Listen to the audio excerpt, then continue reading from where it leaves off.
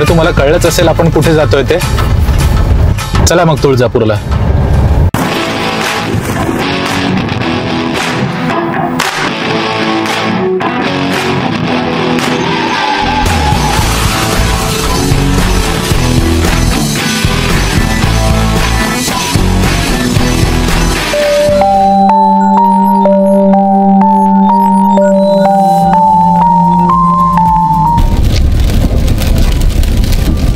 आपण लातूर ते तुळजापूर असा प्रवास करतोय. हा पार्ट आहे नागपूर ते तुळजापूर ह्या हायवेचा. नागपूरवरून वर्धा, यवतमाळ, पुढे यवतमाळहून नांदेड, लातूर आणि मग तुळजापूर असा हा रस्ता जातो. NH 361चा पार्ट आहे. तुळजापूर हे धाराशिव जिल्ह्यात येतं, अर्लियर नोन ॲज उस्मानाबाद. आणि तिथलं जे मंदिर आहे तुळजापूरचं, तुळजाभवानीचं मंदिर, हे फारच प्राचीन आहे. आणि हे भाविकांच्या मान्यतेप्रमाणे महाराष्ट्रात जे 3.5 शक्तिपीठं आहेत त्यातील एक मानलं जात आहे. आणि छत्रपती शिवाजी महाराजांसाठी पण हे मंदिर आराध्य दैवत होतं असं इतिहासात नमूद आहे. तर त्या हिशोबाने मंदिराचं महत्त्व खूप आहे. या महामंडळाच्या गाड्यांची अवस्था बघा आणि त्याच्यातून सुटणाऱ्या काळ्या दूर बघा. पण पॉल्युशन किंवा PUC सर्टिफिकेट हे फक्त सामान्य माणसासाठीच असतं. ST किंवा इतर वाहनांसाठी रूल अप्लिकेबल नाही असं दिसतंय. गेल्या वर्षभरात अशोक लेलँडच्या BS6च्या 2,500 बसेसमध्ये थोडे लॉट्स येतात आहेत आणि वेगवेगळ्या डेपोला अलॉट होत आहेत. पण त्याच्यामध्ये पण यांनी पॅचवर्क सुरू केलेलं आहे असे बरेच उदाहरणं मी बघितलेत. आणि म्हणजे त्या बसेस सुद्धा, जरी त्यांचं मेंटेनन्स अशोक लेलँडकडे दिलेलं आहे, पण ST आपल्या कारखान्यात वर्कशॉप्समध्ये त्यांचं पॅचवर्क करत असतं. आणि त्यांचा लुक आणि त्यांचं ज्या कारणासाठी ते घेतले आहेत त्या STकडे लोक आकर्षित व्हावे, तो पूर्ण पर्पज डिफीट होतोय. आणि या STचा काळा दूर असाच चालू आहे. कोणी काहीच नाही म्हणणार आहे.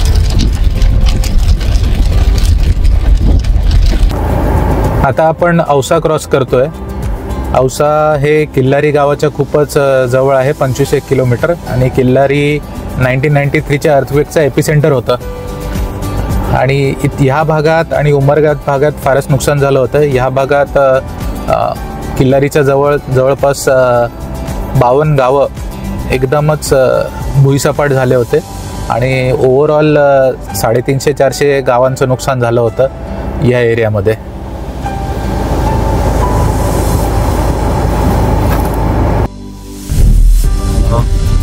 औसाचं तसं काही जास्त सिग्निफिकन्स माहिती नाही मला, पण औसा हे एका काळी लावण्यांच्या फडासाठी फार प्रसिद्ध होतं.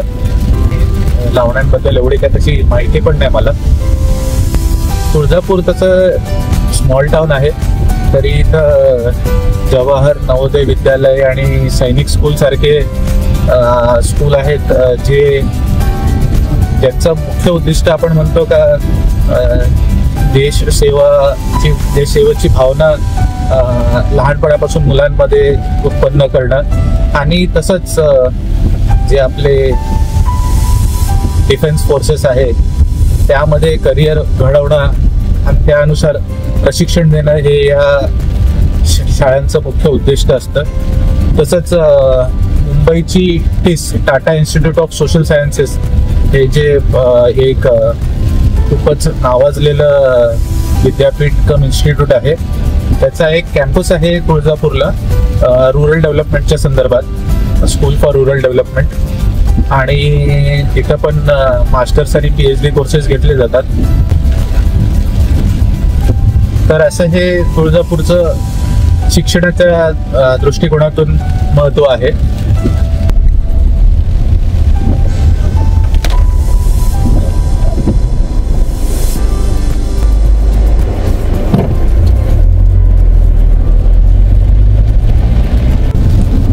या रस्त्याला देखील खूप विंडमिल्स आहेत आणि ते एका रांगेत आहेत बरेचसे. काही ठिकाणी तुम्ही बघितलं असेल व्हिडिओमध्ये, तर बरेचसे कंटेनर्स पण होते, त्याच्यामध्ये ते विंडमिलची टर्बाईन आणि विंडमिलचे पाते हे देखील होते. म्हणजे अजून इन्स्टॉलेशन सुरू आहे इतर ठिकाणी. इट्स अ गुड थिंग, कारण रिन्युएबल एनर्जीची गरज आहेच. Nuclear energy, solar energy, wind energy. आणि आता लांबवर कॅमेऱ्यामध्ये किती कॅप्चर होते पावसामुळे कळत नाही, पण बरेच दूरवर पसरलेले आहेत या विंडमिल्स.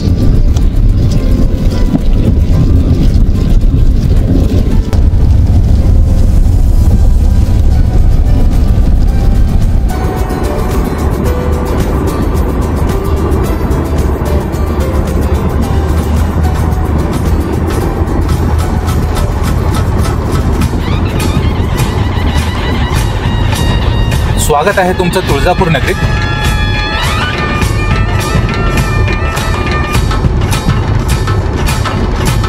आपण आता भेटूया कुकिंग टेबलवर.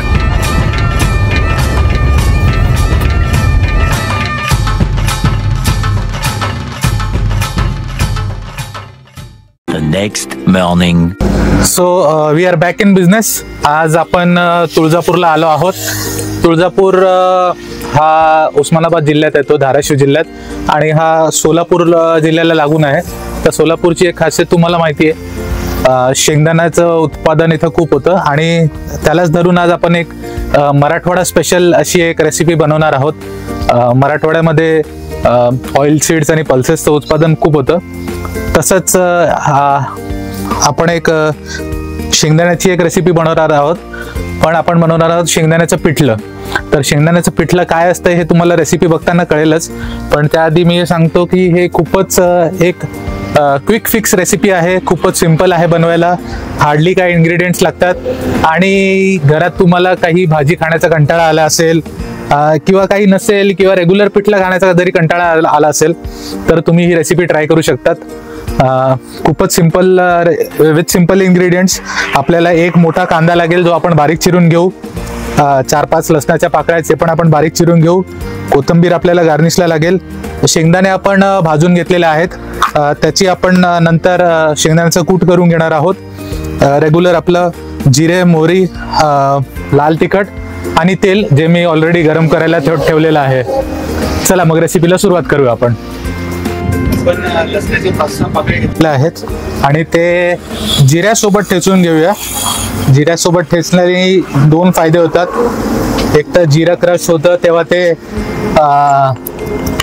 लसणाला सुद्धा क्रश करायला मदत करतं आणि दोघांचा मिळून गरम तेलामध्ये स्वाद छान उतरतो.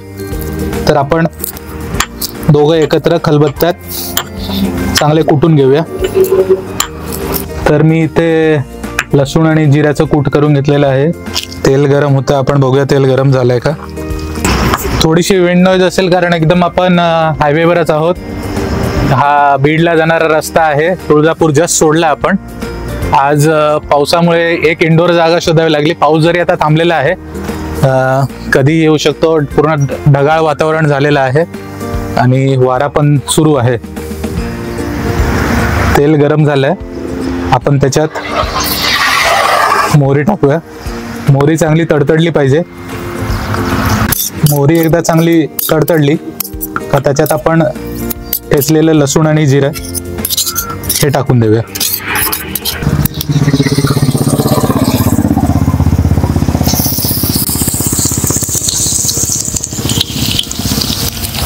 लसूण टाकल्या टाकल्या एकदम छान असा सुवास दरवळला आहे लसूण आणि जिऱ्याचा. लसणाचा थोडा कलर चेंज होण्याची वाट बघूया आपण, लगेचच होईल. सगळे फ्लेवर्स लसणाने सोडले असतील तेलामध्ये. लसणाने कलर चेंज केलाय. आता आपण एक मोठा कांदा असा बारीक चिरून घेतला होता तो याच्यात टाकून देऊया आणि तोही 5-7 मिनिटं हलकासा ऑरेंज होईपर्यंत, पूर्ण लाल काळा असा नाही करायचा आपल्याला.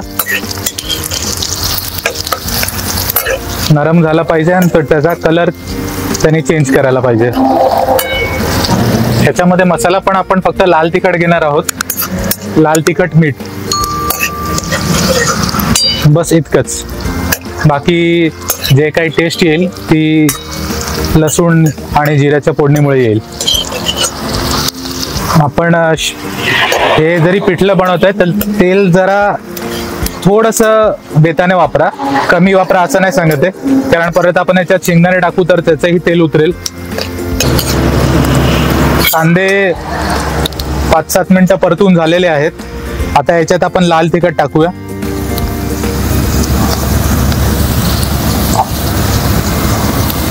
बऱ्यापैकी घेतोय कारण एकच मसाला टाकतोय आपण आणि पिठलं जरा तिखट आणि झणझणीत झालं तर चांगलंच लागेल. आणि सोबत याच्यात आपण शेंगदाणा टाकणार आहोत तर ते पण तिखटपणा याचा बॅलन्स करतंय. चवीसाठी मीठ,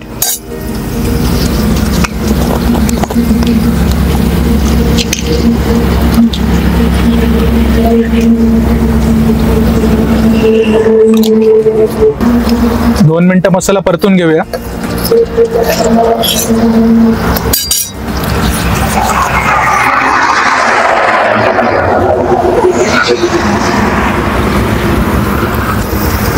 आता मसाले परतून झाले आहेत. आपण याच्यात एक मोठा ग्लास भरून पाणी टाकून देऊया.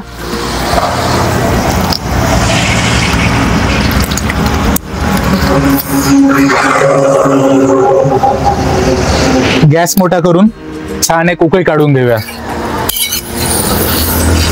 तर या आपल्या कालवणाला, रस्स्याला जोपर्यंत उकळी येते तोपर्यंत आजूबाजूचा परिसर थोडा वर्णन करतो मी.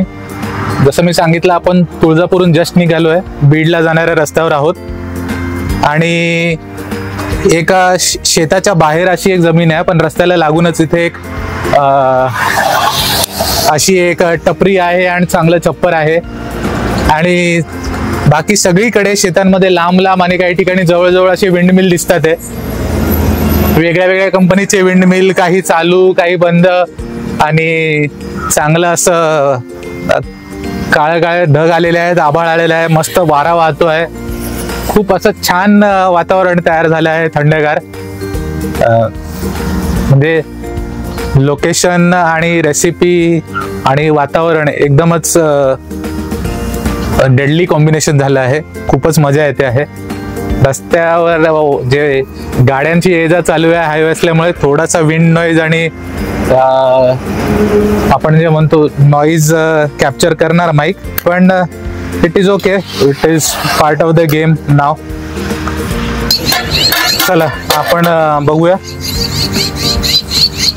छान उकळी आलेली आहे, मसाले सगळे शिजले, छान तरी आलेली आहे आणि पक्ष्यांचा किलबिलाट पण सुरू झाला आहे. Returning to the recipe. आता आपण याच्यात 1 वाटी शेंगदाण्याचं कूट. लक्षात ठेवा, शेंगदाणे थोडे भाजून घ्या आणि मग त्याच्यात आपण 1 वाटी शेंगदाण्याचं कूट टाकूया.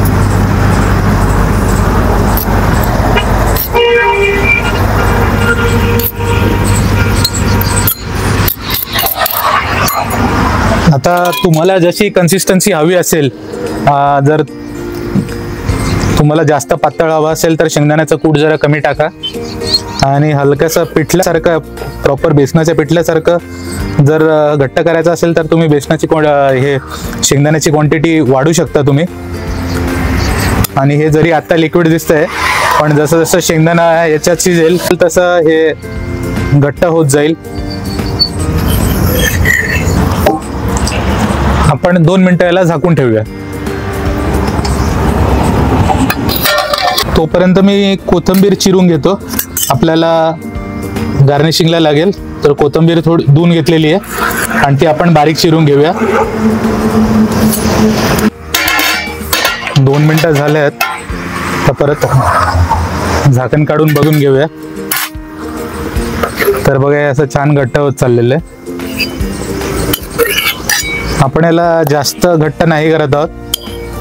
मग या कन्सिस्टन्सीमध्ये मग आपल्याला हे भाकरीसोबत भातासोबत खायला खूप मजा येईल. आता मी गॅस बंद करतोय. कोथिंबीर आधी मी बारीक चिरून घेतली होती.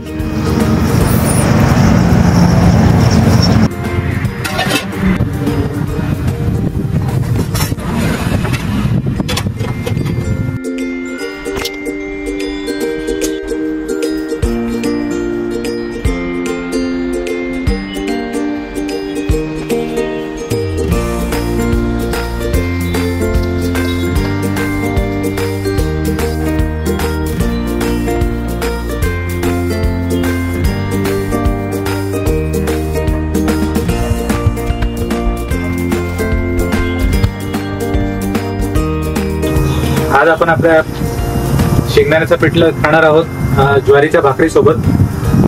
ज्वारीचं पीठ वगैरे घेऊन आलो होतो, पीठ मळलं आणि आता भाकरी तापली आहे. तर भाकरी भाजण्यातलं मला काय एवढं एक्सपर्टाईज नाही आहे, पण एवढं कळतं की भाकरी जेव्हा बरोबर ती शिजते किंवा भाजली जाते तर ती सुटते तव्यावरून. तर मी त्याचाच अंदाज घेऊन भाकर मी भाजून घेतोय. भाकरीची एक बाजू व्यवस्थित भाजून घ्यायची असते. आता आपली भाकरी तयार झालेली आहे. मी काढून घेतो. चला आता मी हे सर्व करतोय. आपण भाकरी सोबत चांगलं चुरून खाणार आहोत. तर अशा प्लेटमध्ये मी वाढून घेतलंय. आज आपण चांगली भाकर चुरून मुरून याच्यात खाणार आहोत. घरी सुद्धा जेव्हा चिकन मटन किंवा असा काही वांग्याचा रस्सा असेल ज्याच्यामध्ये भाकर मोडून खायची असते तर अशी प्लेट मी वापरतो. आवडतं मला आणि त्यात भाकर वगैरे चुरून खाल्ल्यावर खूप मजा येते, छान झोपही लागते. तुम्हाला ही अशी रेसिपी करून भाकर चुरून मुरून खायला नक्की आवडेल. तर रेसिपी आवडला असेल आणि व्हिडिओ आवडला असेल तर नक्की लाईक शेअर आणि सबस्क्राईब करा. तुमच्या काही सजेशन्स असतील रेसिपी लोकेशन किंवा इतर काही तर तुम्ही कमेंटमध्ये लिहून सांगू शकता. चला आता हा भाकरीचा काला खाऊन इथून मी निघतोय एक पुढच्या ठिकाणी आणि पुढच्या रेसिपी सोबत तुम्हाला भेटेल. Bye bye.